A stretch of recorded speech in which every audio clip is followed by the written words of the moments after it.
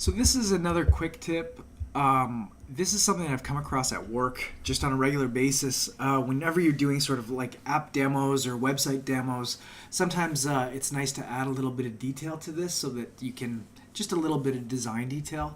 And the first thing I thought of was instead of just clicking on these buttons, it'd be nice to have like a little magnifier on there. And there's quite a useful effect in here to do this, but there's a few tricks to get it to work so that you can animate it nicely and create kind of a nice design with it. So this is just a still image that I put together just for the purposes of showing the effect itself. So I've created this composition just with this still. I'm going to right click in here and go new adjustment layer, creating just an adjustment layer for it. Hit return on that. I'm going to call it Magnify.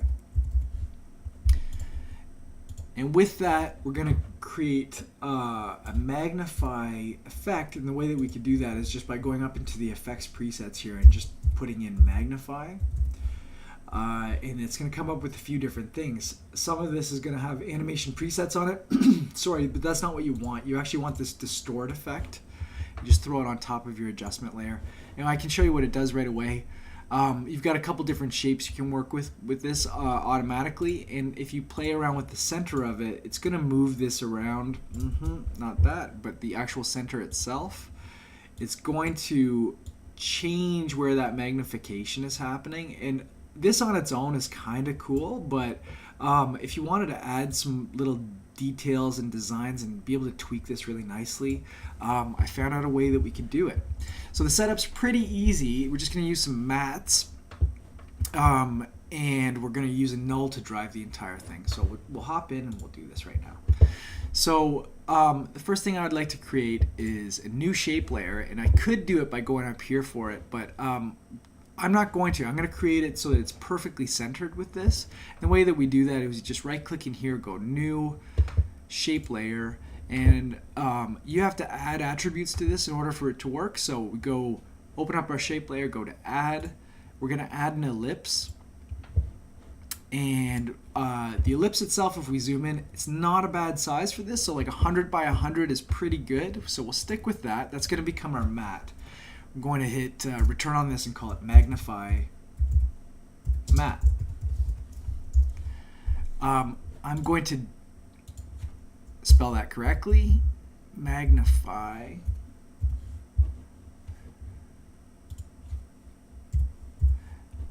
Mat. I'm going to take this and I'm going to duplicate it and open this up, go into the contents, and I'm going to add a stroke to it. So I'm going to add a stroke. It automatically gives us this little white stroke. We can change that to any color that we want. I like the small pixel size on it. So yeah, I'll keep it at 2. I find if you go to like 1 pixel, it's very hard when you actually output this to see it. You might get some flicker in there. And with our mat itself, I forgot to do this, but we need to add a fill. It doesn't matter what the color is at all because this is going to be used as a mat, so we're not going to see that. So what we're going to do is we're going to use the magnify itself. We're going to find the center of it. You don't necessarily have to put it in the center right away. Let's leave it that big just for the moment. It's just that a good starting place with this is if we can kind of keep it in the center and then we just set everything up from there. Otherwise, you might end up losing it in places and it's going to be hard for you to find again. So with the magnify selected, I'm going to go over here and I'm going to call it an alpha mat. And that alpha mat, you can see, is magnifying only in that circle. So this is a good start with it. And where I have magnify mat where I duplicated, I want to call this one just magnify stroke. The only thing that's in this layer is the stroke itself, and the one that's in this layer is just a fill itself. So I want to link this by parenting it to the magnify mat. So if I was to take that magnify mat and I was to move it around anywhere I went, we can see it's not working perfect. It's not keeping that magnify with it because the magnify is actually sitting right in the center here. So we need to fix that. We need to make sure that this is going to work as well. So I'm going to create a new null. The null is going to drive the entire piece. We'll call this one mover.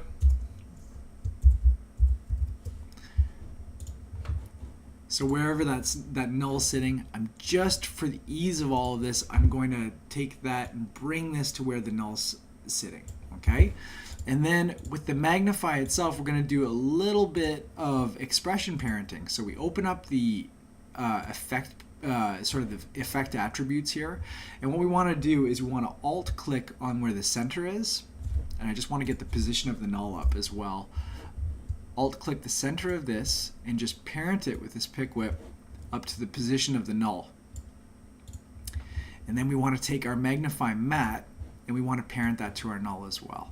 So if we take this null and we start moving it around, that Magnify is going to stay with it wherever it goes. And I think what the main problem is, if you were to do this and you didn't parent that Magnify itself, you're going to get an awkward sort of positioning on that Magnify. So at this moment, this is just my own personal taste, but I find that Magnify is way too strong. So I'm just going to go into the effects panel here. I'm going to take the magnification down so that it's like 100 and maybe 10 pixels for magnification. It just gives us that subtle adjustment with it, and make sure that whenever you're going to move it, you're going to actually just go back up to your null itself. And that's a more realistic magnification. Sorry. That'll be a more realistic magnification. So something else we can do with this is in our Magnify stroke, we could add a fill, whatever color we want. Okay, make sure that it's below the stroke on this. And then take that fill itself, maybe make it a nice light gray, something like that. And just play with the opacity of the fill. Really, really subtle, so it's like down at maybe 10-20%. Something like that.